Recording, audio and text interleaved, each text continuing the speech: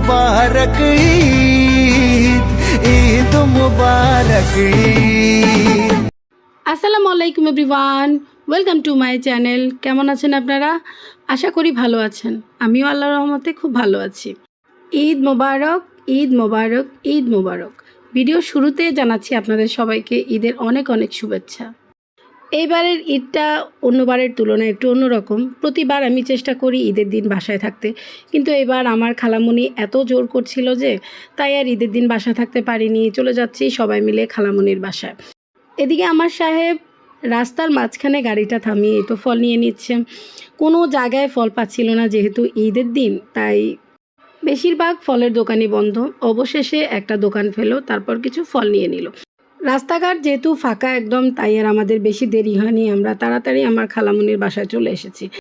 আমার বাচ্চারা তো আমার আগেই দৌড়ে চলে গেল। যাই হোক, বাসা যাওয়ার পর প্রথমে আমার নানুর সাথে দেখা করলাম। নানুকে অনেক দিন পরে দেখে আমার কাছে খুব বেশি ভালো লাগছিল। যেহেতু মুরব্বী মানুষ, তাই উনি ভিডিওর সামনে আসতে স্বাচ্ছন্দ্য বোধ করে না দেখে ওনাকে আর ভিডিওতে দেখালাম না। নানুকে অনেক দিন পরে কাছে পেয়ে আমার কাছে খুবই ভালো লাগছিল। আল্লাহ পাক আমার নানুকে সুস্থতা দান করুক, আল্লাহর কাছে এটাই সবসময় দোয়া করি। নানুকে কাছে পেলে যা হয়, আমার গল্পের তো কোনো শেষই নেই। আমি শুধু কথা বলেই যাচ্ছি। আমার কথার কোনো শেষই হচ্ছে না। আর আমার নানু চুপ করে আমার কথাগুলো শুনছে।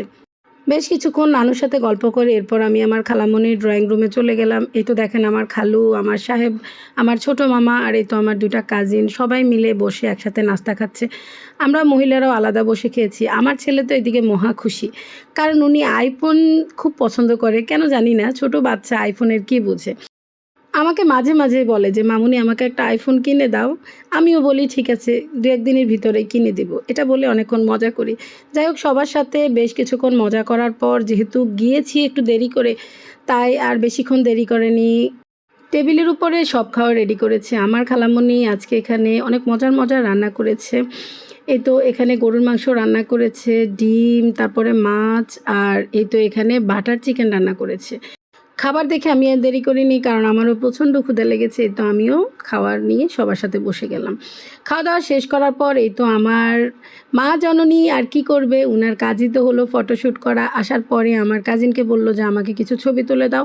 তাই আমার মেয়ে তার কিছু ছবি তুলে নিচ্ছে। মাশাআল্লাহ, আমার মেয়েকে কিন্তু আজকে আমার কাছে খুব মিষ্টি লাগছে।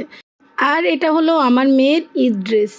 ঈদ ড্রেসটা কেমন লেগেছে? খুব ভালো লাগছে না? আমার কাছে কিন্তু ভীষণ ভালো লেগেছে। আমি আমার পছন্দে আমার মেয়ের জন্য এই ড্রেসটা কিনেছি। মাশাআল্লাহ, আমার মেয়েকেও কিন্তু ড্রেসটা খুব সুন্দর মানিয়েছে।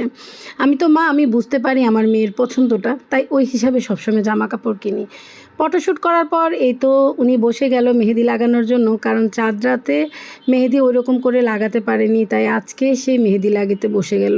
আজকে তাকে মেহেদি লাগিয়ে দিচ্ছে আমার মামাতো ভাইয়ের বউ। ও আবার মেকআপ আর্টিস্ট, ও সুন্দর করে মেহেদি লাগাতে পারে। প্রতিবার আমার মামার বাসায় গেলে বলে আমাকে একটু মেহেদি লাগিয়ে দাও। আর আমার মেয়ে তো এমনিতেও মেহেদি লাগাতে খুব পছন্দ করে, তাই মেহেদি লাগানোর মতো কাউকে পেলেই হয়, সে বসে পড়ে মেহেদি লাগানোর জন্য। মেহেদির ডিজাইনটা দেখে বুঝছেন কি সুন্দর হয়েছে। পুরোপুরি লাগানো শেষ হওয়ার পর আমি আপনাদেরকে দেখাবো যে মেহেদি লাগানোটা কেমন হয়েছে। আর এই তো অনেকক্ষণ অপেক্ষা করার পর দেখেন তার 2 হাত ভরে মেহেদি লাগানো শেষ হলো। কি সুন্দর হয়েছে ডিজাইনটা দেখেন। এত সুন্দর করে আমার ভাইয়ের বউটা মেহেদি লাগাতে পারে। আমি তার মেহেদির উপরে ফিদা হয়ে গেলাম। আমি ভাবলাম যে মেয়ে যখন লাগিয়েছে আমি আর বাদ যাই কেন। তারপরে আমিও কিন্তু মেহেদি লাগিয়েছি। আমার মেহেদির ডিজাইনটাও কিন্তু আপনাদের সাথে একটু পরে শেয়ার করছি। এই তো দেখেন আমিও আমার হাতে মেহেদি লাগিয়েছি। আমি কিন্তু ছোটোখাটো করে একটু হালকা ডিজাইন দিয়েছি, কারণ বেশি ডিজাইন দিইনি, অল্প করে একটু দিয়েছি। ওইরকম সময়ও ছিল না, মেয়ের ডিজাইন দিতে দিতে এত সময় হয়ে গিয়েছে, তাই আর আমার ডিজাইন আমি বেশি বড় করিনি।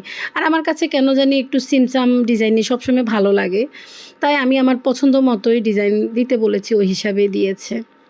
মেহেদি লাগিয়েছি আর নিজের আপনজনদের সাথে অনেক গল্প করেছি, খুব ভালো সময় কাটিয়েছি। এরপর সবার কাছ থেকেই বিদায় নিয়ে তো আমরা চলে যাচ্ছি।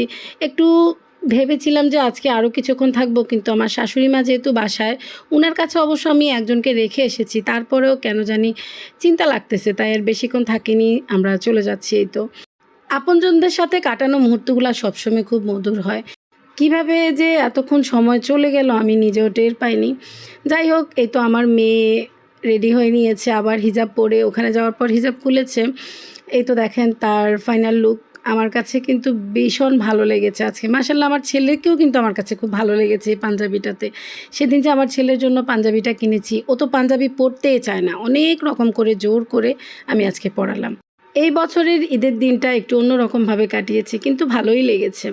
একা একা বাসায় থাকি, প্রতি বছরই আমি বের হই না, আমার কেন জানি ভালো লাগে না ঈদের দিন। আজকে অনেক বছর পরে ঈদের দিন বের হলাম।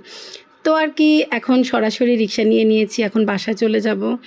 আহারে, আর একটু সময় যদি থাকতে পারতাম। সবাইকে খুব মিস করছি আমি। যাই হোক, কি আর করার। তো আর কি, ভিডিওটা এখানেই শেষ করে দিচ্ছি। আজকে এই পর্যন্তই। সবাই ভালো থাকবেন। আল্লাহ হাফেজ।